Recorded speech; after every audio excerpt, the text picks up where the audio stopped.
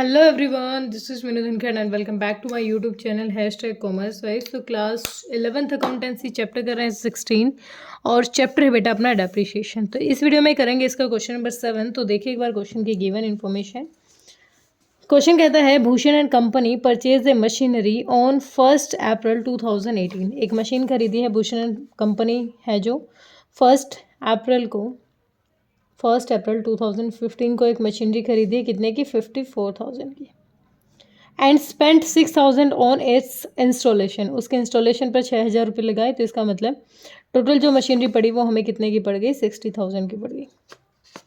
On December 1, 2016 दिसंबर 2016 को एक और मशीनरी खरीदी है कितने की 30,000 की।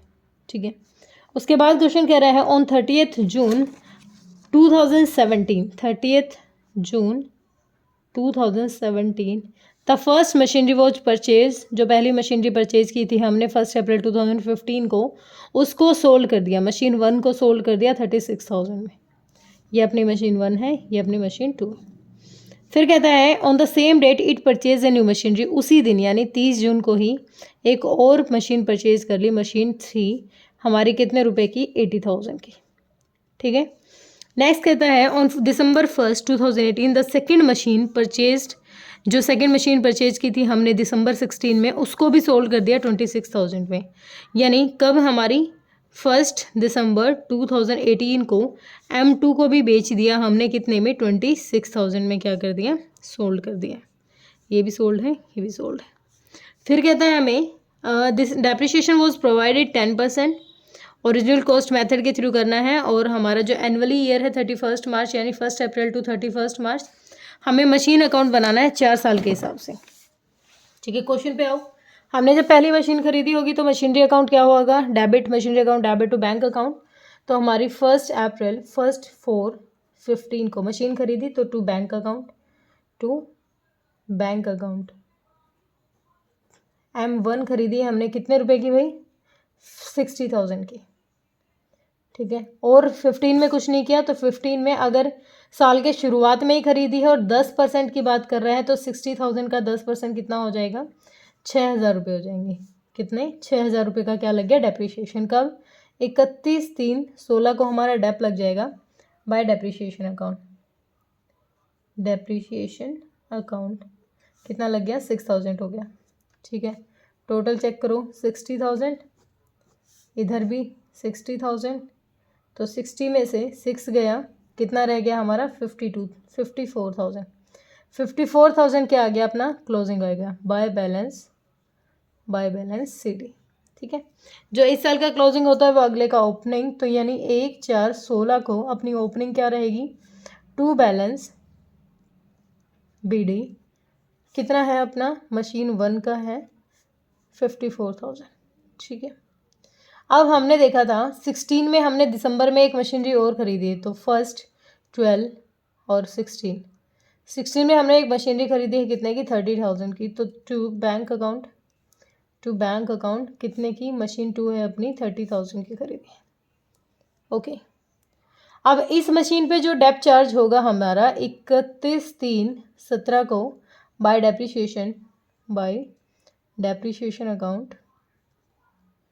तो M1 पर जो हमारा चार्ज होगा वो तो नॉर्मली जो पिछली बार किया था हमने 6,000, क्योंकि fixed original cost method use कर रहे हैं या फिक्स्ड जो अपना है या स्ट्रेट लाइन कहें, इसके 2-3 नाम हैं। 6,000 हो गया। M2 का देख लेते हैं भाई 30,000 मशीन की कॉस्ट है, 10% के हिसाब से निकालना है। और कितने मंथ का दिसंबर में खरीदी है तो यानी 1 दिसंबर, जनवरी, फरवरी और मार्च, 4 महीने का हमें क्या लग जाएगा यहाँ पर डेप्रिसिएशन लग जाएगा। तो 4 महीने का डेप्रिसिएशन कितना हो जाएगा 4 महीने का हो जाएगा 4/12, 4 दिया 3 1 यानी हो जाएगा 1,000 रुपये डेप्रिसिएशन हो जाएगा।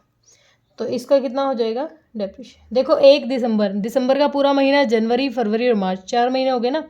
अगर 31 दिसंबर को खरीदी होती तो दिसंबर का महीना जा चुका होता, यहाँ दिसंबर का महीना शुरू हुआ है।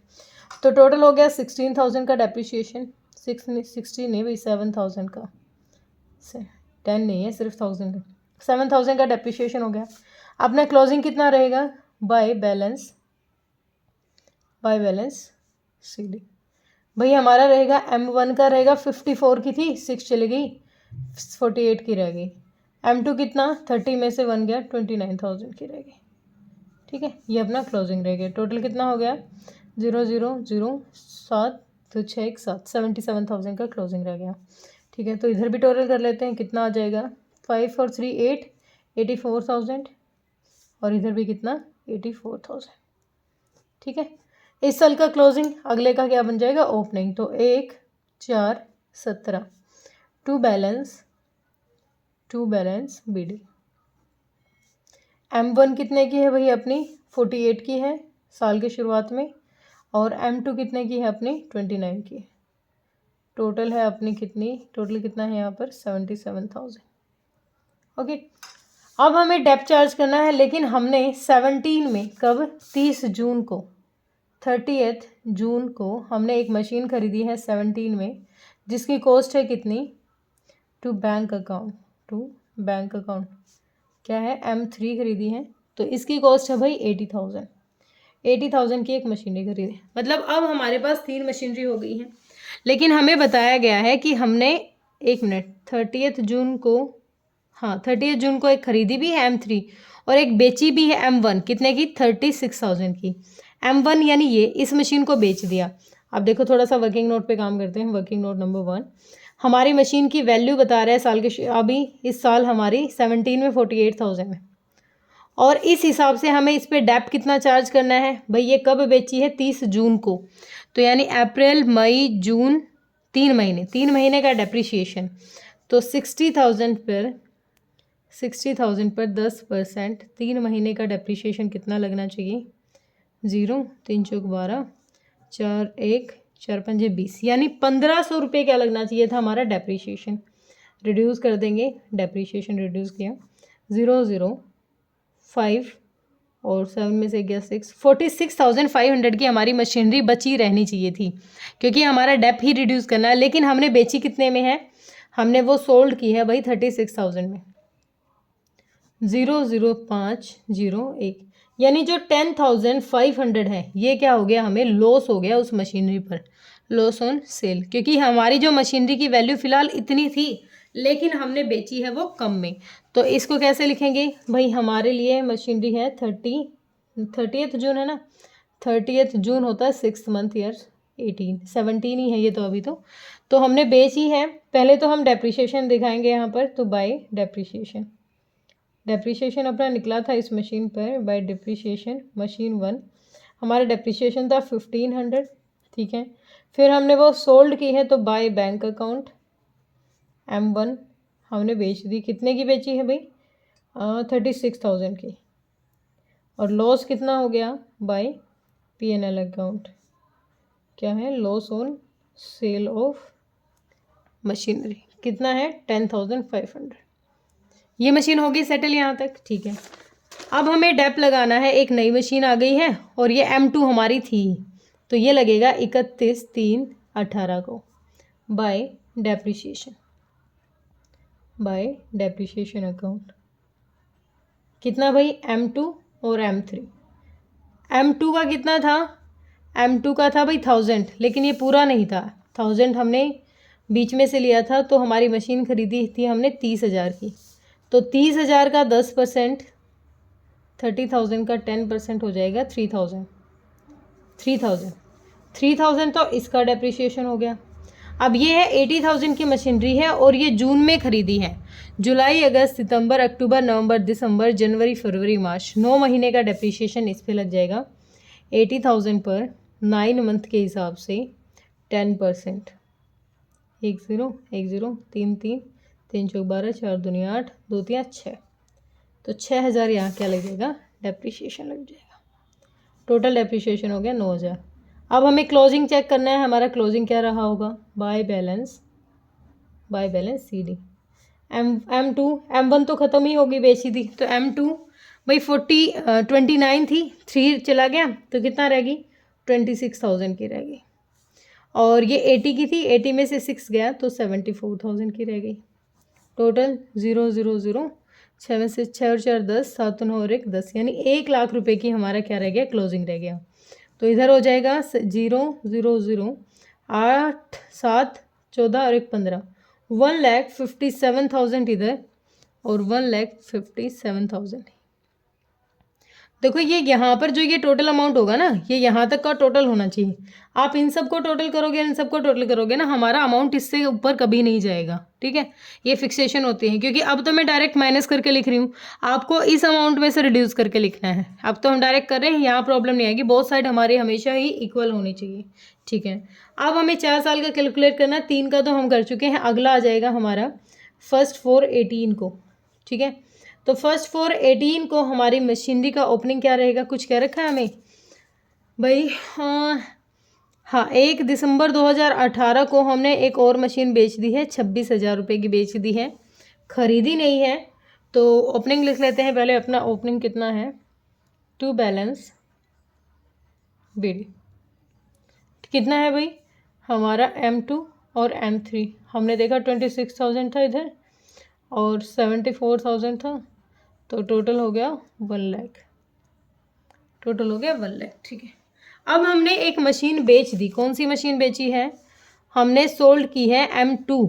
M2 हमने कितने में खरीदी थी, 30,000 में खरीदी थी, और M2 को हमने सोल्ड कर दिया। तो वर्किंग नोट नंबर 1, ठीक है, सॉरी वर्किंग नोट नंबर 2।